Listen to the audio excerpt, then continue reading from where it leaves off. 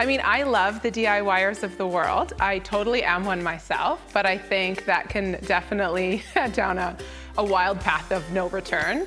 So I would say, I think when you can, you have the opportunity to bring experience and education into a project, there's always so much value in that.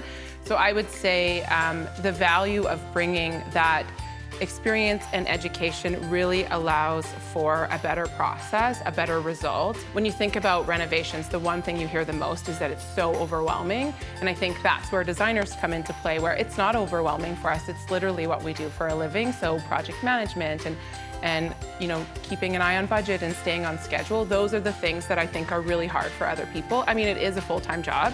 So if you have a full-time job and you're doing something like that, it's just never, you're not gonna get the result that you want. So I think that value brings the results that you want.